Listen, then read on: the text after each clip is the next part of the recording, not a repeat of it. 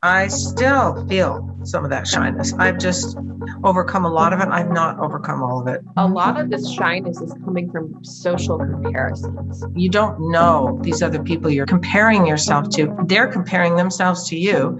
And you don't know that what you perceive is some advantage they had. You don't really know. Right.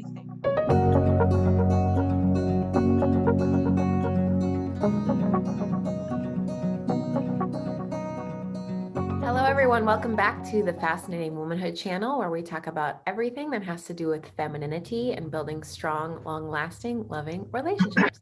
I am Cherry Lynn, and I am here with my mom, Dixie Andelin Forsyth. Hi. Hi. So today we're talking about a subject that actually both of us have felt challenged with in our lives. This hasn't happened very often where we've had a subject where we've kind of both been through this. We're talking about the shy woman today. It's the way she talks and her shyness, and she's so awkward. I know that you're shy. She's the shyest, the most... She's a little shy of strangers at present.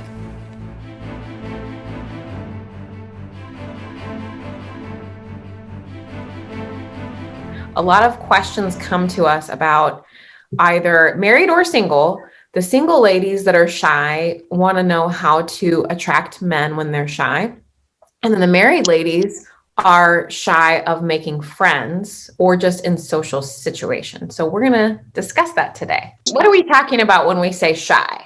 Because there's a lot of different levels of shyness. Right. I was extremely shy as a little girl. I remember sitting on my mother's lap, so I was pretty young, and I remember feeling safe as long as I was on her lap. I was the same way with you.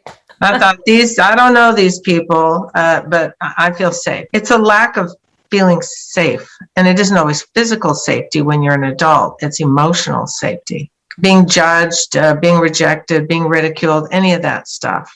Yeah, I think a lot of shy people get this reputation that they're all in this box of very timid, introverted, kind of like this profile, but it's actually not the case. There are shy people that are extroverts. There are shy people with high self-esteem, low self-esteem. There's all kinds of different types of shy women out there. This advice today, it applies to everybody that's shy. I still feel some of that shyness. I've just overcome a lot of it. I've not overcome all of it. I don't think I ever will. So it's something that I always work on. There's a certain healthiness to being uncomfortable or careful around people you don't know until you know them better. With little kids, when they come in and they have what they call stranger danger, like if your children just go up to anybody and talk to them and just go in a car with someone they don't know, that's not really good. You don't really want that for your children. You want them to have a certain amount of, I don't know you yet. Are you safe or not? Some of that is healthy, but like everything, it can go too far. We're trying to go for really healthy here. It sounds like what you're saying is that a tiny bit of shyness can actually be positive. Well, yeah, your goal isn't to not have distrust of anyone. There are really good repercussions of shy people. A lot of shy people that I know tend to not have quite as many friends, but the friends that they do have are closer to them, and it's a kind of a tighter friendship. There's a lot of really great positives to being shy, but then there's also a lot of challenges that come with it.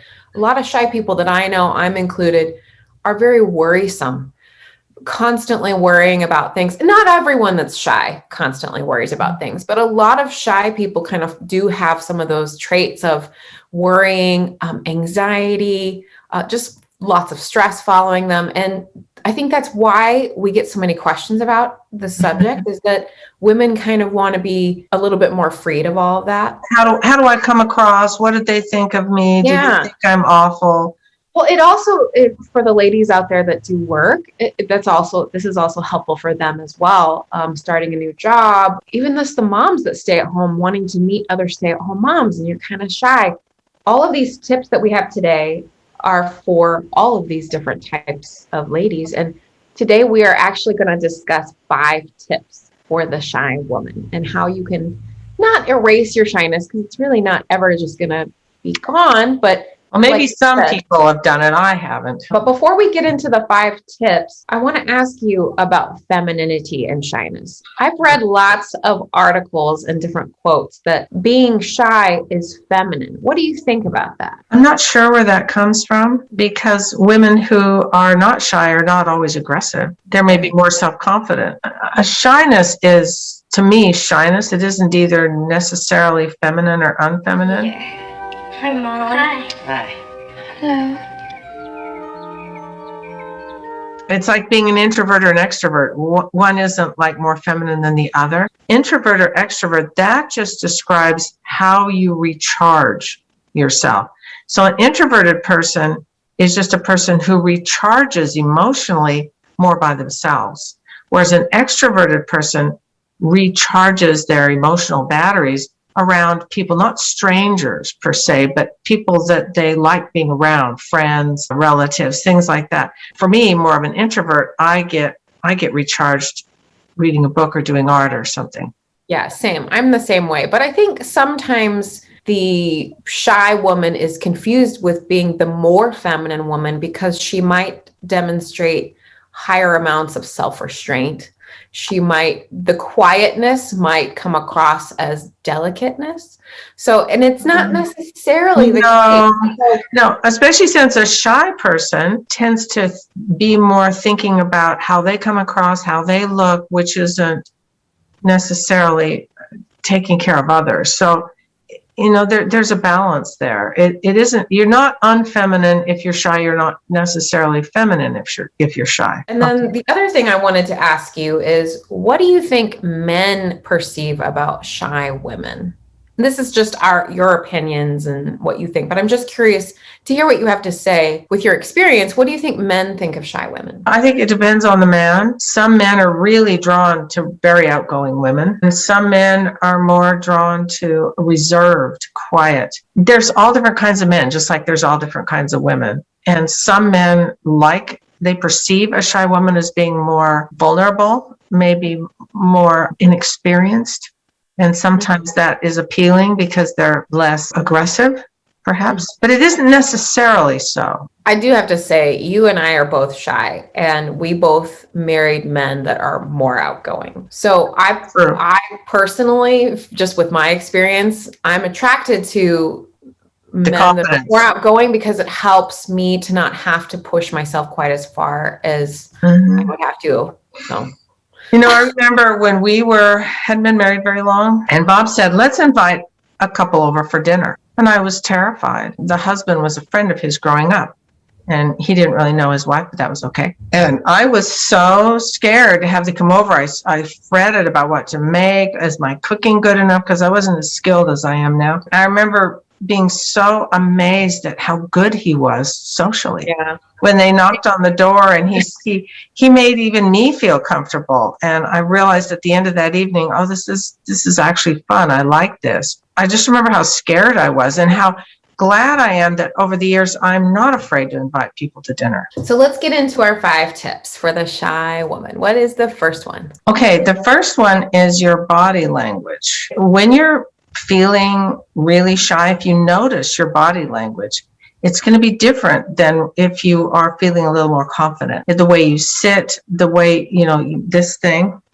I was really good at this. Yeah. So even if you're feeling shy, if you deliberately put your body in a position that says you're a little more confident, you will feel a little more that way. Yeah, this is a big one for me, especially when I was a teenager. I was so scared. I remember going to my very first youth dance at church as a teenager, and there was loud music playing. There were so many people, and I was just terrified. I remember looking at myself in a reflection, and I was kind of like, you could see the shyness all over me, and I was like, oh my gosh, what am I doing? I was very self-aware. I look back at that, and like now where I've come, and it's just natural for me to pay attention to my body language, because I know if for some odd reason I freeze and I don't know what to say, I can at least kind of lean into the conversation, or I can smile. I can force myself to do those things, and it will help everyone to know, yes, I'm shy, but I'm interested in what you have to say. This that people do, this thing. Well, and also even just crossing your arms, this is a self-protection thing, which is, it's not like it's bad. It's just that you're saying something to other people that you don't necessarily want to say. Another one is not making eye contact. When you look down, you're accessing your feelings, Oh, your brain, which yeah. is not something you want to do when you want to get to know other people. Have you ever walked into a store and you immediately see the salespeople like this? Yes. Like, I don't even want to ask them a question because I'm worried that they're not Yeah. they're going to be annoyed with me or something. Whereas that might not be the case. They might be just, bored or something. I don't know. But your body language just says so much about you. And that includes smiling. When you smile at people, it's like you're saying, I'm interested in you. Yeah. And if you have I'm a situation like with a guy and you're shy and maybe you're on a date or something, this works great. You can lean in a little bit more. Leaning in is always a sign of I'm interested in what you have to say. Mm-hmm. Even if you can't think of the perfect thing to say, at least like you said, leaning in and smiling will give him the message. Okay, well, she looks like she's interested in what I have to say. She's not saying much. Well, and also he may be underconfident too. A lot of people are. Just because I'm shy, you're shy, doesn't mean that half the people on that dance floor aren't also experiencing some level of shyness. Yeah, and I think especially when you're younger, a lot of this shyness is coming from social comparisons. So you are comparing yourself, whether you're doing it on purpose or not. You are subconsciously kind of comparing yourself to everybody, and that can get you into such a negative mind game, and it will never go away. You have to really be conscious and aware of that. Don't compare. I can't compare myself. Everybody here is different. We're all valuable in different ways. Like, that's something that I still have to do. I still do that, even with other moms. Like, their kids are different than mine. They have a different situation than me. That's a lot of shy people struggle with that. I don't think everyone does, but I think a lot of shy people struggle. Well, and you don't know these other people you're comparing yourself to. They're comparing themselves to you, and you don't know that what you perceive is some advantage they have. You don't really know anything about their advantage. Everybody struggles with one thing or sometimes a whole bag of things at one time. People suffer in this world, and they're all dealing with something or other. I don't think there's a single person that I believe has no problems. Your comparison doesn't help you, and it doesn't help them, because you're probably wrong on your comparison. It's a perceived comparison. The second one is focus on your strengths. Some ladies might say, I don't have any. They just haven't gotten to know themselves well enough to know what their strengths are. If they're not good socially, they may be good at empathy. They may be other skills too, like you may be great at playing the piano. You may be good at math, which I say that because I'm not good at math. You may be, everybody has strengths. Remind yourself of those strengths, some of them, when you're going into a social setting that you're kind of nervous of. Yeah, and if you need to make a list, make a list. No one else is going to know about it. Just throw it away afterwards. You need to have that self-confidence. And I know this sounds so simple, but remembering and reminding yourself of what you're good at really over time will help you have a little bit more confidence. It may be something like, I'm really good at journaling. I do it all the time. See, a lot of people are not good at journaling. And if you're good at it, that's a strength. The next one, number 3, is your appearance. Focus on your positive qualities of your appearance. And if your self-esteem is so low that you think you have nothing positive, then I promise you're wrong. My daughter's really shy, and she recently started preschool. And the first day of preschool, I was afraid. She was afraid. One of the things that I did was I bought her a brand new outfit. I styled her hair in exactly what she asked. So cute. I styled her, and I gave her everything she basically wanted, within reason, of course. I tried my best to give her the things that she needed for that very, very first day. And she walked into school on her first day, looking so proud of herself. And not that I'm saying that, you need to go out there and look like a queen every time you go somewhere, but I think that essence of, okay, I feel good about how I look, and that's different for everybody. It might not be the same for you as it is for me, but just feeling good about how you look will really help with that shyness. Even if it's just a tiny step forward, it will help you to at least feel like you can do it, And I would challenge everyone out there, if you haven't done it, to try and experiment. Most of the time, most of us feel our worst when we get up in the morning. We feel like slobs because we just get out of bed. Our hair is messy, our teeth need to be brushed and all that. So that day, compare how you feel then, and then shower, fix up, wear something that makes you feel pretty. Yeah. We're not talking about sequins and, wear something that makes you feel pretty, put on a little makeup, do your hair, then compare how you feel then with how you felt when you first tumbled out of bed. The comparison is you not only have more energy, you have more confidence. So I decided when I was, I guess in my teens, I want to feel that way every day. I like that feeling. Sometimes when I'm sick or recovering from an operation, it's not as possible.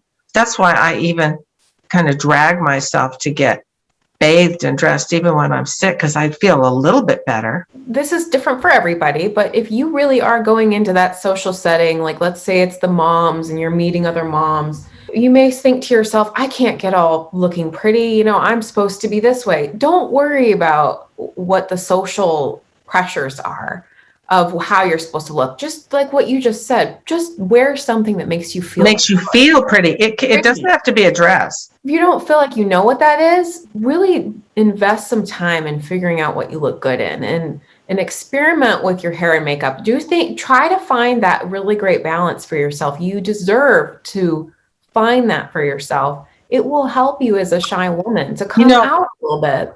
We are so fortunate today that the internet, I wish we'd had that when I was a teenager, because I had to look for magazines and books that had hairstyles, and yet now you can not only find hairstyles, but you can find videos to show you how to style your hair that way. You don't have to figure it out. Yeah, and it doesn't matter how old you are. It doesn't matter what size you are. If this is about you feeling your best.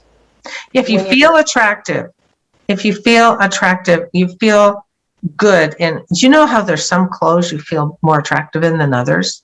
Yeah. For me, there is. And then I think, darn, because I bought something and I bring it home, and after the first time I wear it, I think, I don't feel like good in this, and then I'm stuck with it. But then there's some things that you think, I want to wear this today because it always makes me feel good, or it makes me look better. So when you go into a social situation, if you can pick something that you feel more attractive in, it's about how you feel.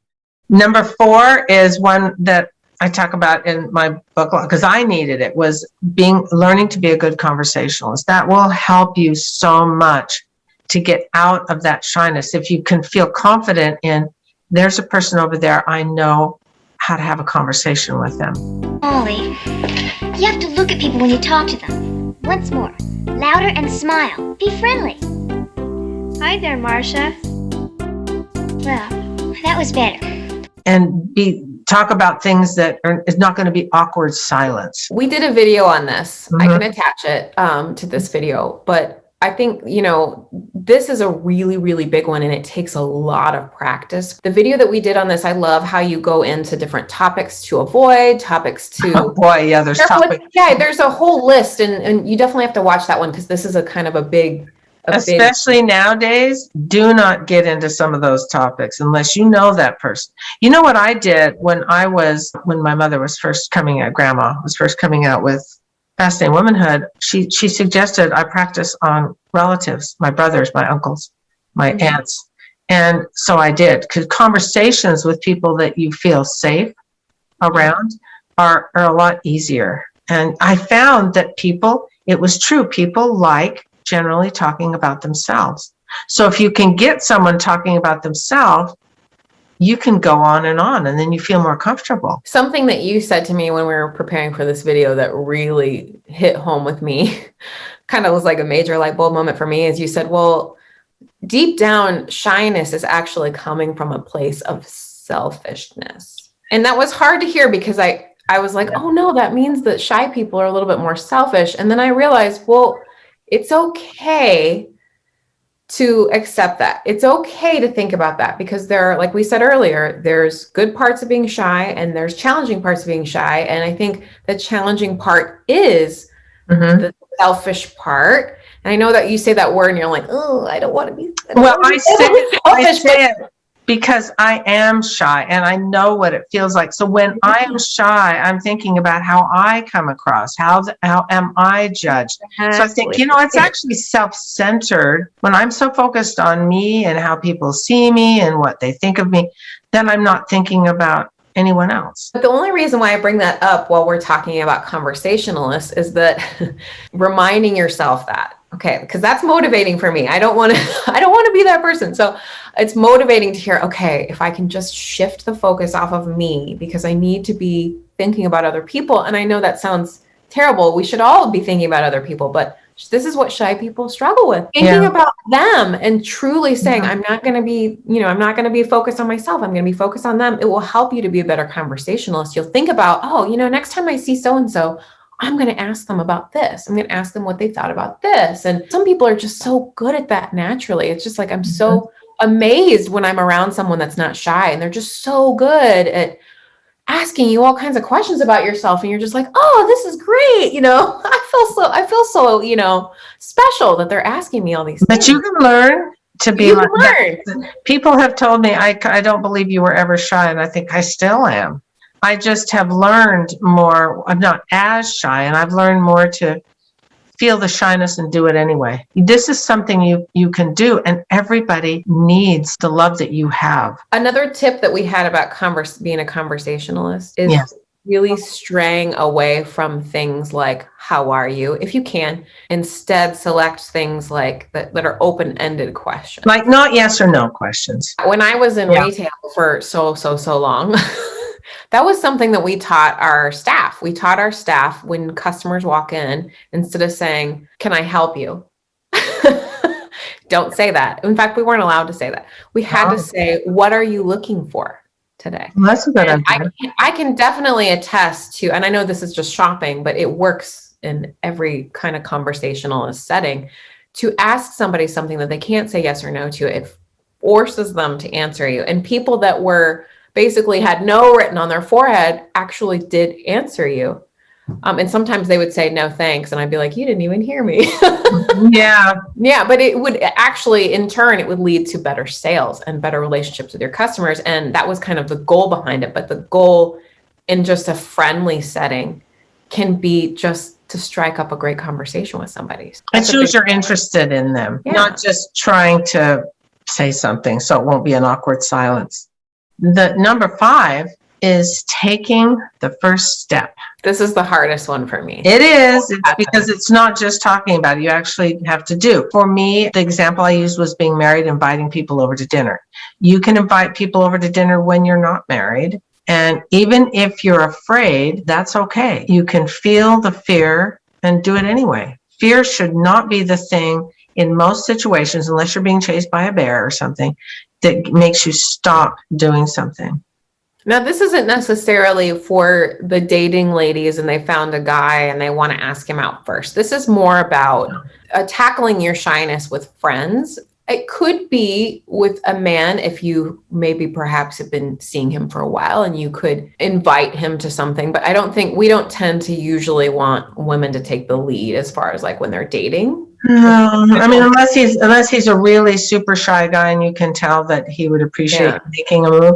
Yeah, but for most men, I know it wouldn't have been appealing to Bob. But the single ladies that are dating, this is more about you doing this with a friend, like a girlfriend, some kind of community that you're a part of, maybe church or something like that. And maybe a group party at your house. Doesn't have to be 20 people, but have 5 or 6 people.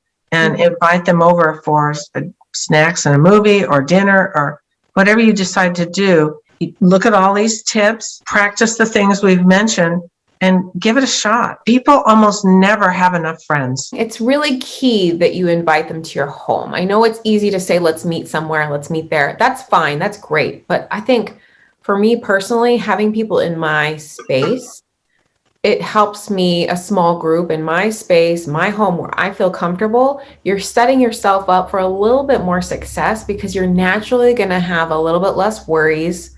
You're naturally going to feel a little bit more comfortable in your own place. Hopefully you feel that way. Because I don't know about you, but when I'm meeting people somewhere, I tend to worry a little bit about, especially when I was younger, am I going to be late? Is traffic going to get in my way? Or is something going to happen? And it sets you up for arriving a little bit stressed out. Or you go to someone else's house. Well, You're not sure how to act in their house, and that gets you a little bit more shy. and in your space, you can control the atmosphere. So practice taking this first step, whether it's, you're going to a social situation, you didn't organize it. You want to have more conversations with people, men, women. Practice getting out of that shell, because I know you can do it. If I can do it, anybody can. I was extremely shy. Your daughter, who's my granddaughter, she was so shy. She still is shy, but she was so painfully shy. It reminded me of me. And I felt so bad for her, because it's a painful feeling. Yeah, and it's hard to watch, and it's hard to watch when you yourself are shy, because you can identify with those feelings, and you see another shy person, you're like, I know how that feels, and especially if it's your kids or someone you're really close to, it's hard. I think all these things we've talked about today, all five of them, are really, really important. They're all things that I've done and that I know you've done, and that's kind of where they came Continue from. to do. Yeah, we'll continue to do it. Yeah, because I can still feel like, I'll say to Bob, oh, I can feel shyness coming on me again. It doesn't ever completely go away. You just learn to ignore it more. Yeah. All right. Well, that is all we have for today. Thank you so much for sharing all of your advice. And thank you, everyone out there, for watching. And don't be afraid, don't be shy to ask us some questions. Don't be shy. Any questions, anything we left out, or maybe any other tips that you have as a shy woman that have helped you, we would love to hear. Yeah. And we are here every week. So don't forget to hit subscribe so you know when we have a new video coming out.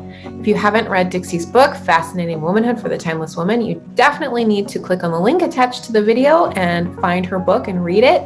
There's so much valuable information about developing your femininity. We also have a very active social media forum that you can join if you want to ask us questions more privately, or ask any of the ladies in our groups. I'll attach those links below as well. And we will see you next time. See you next time. Bye.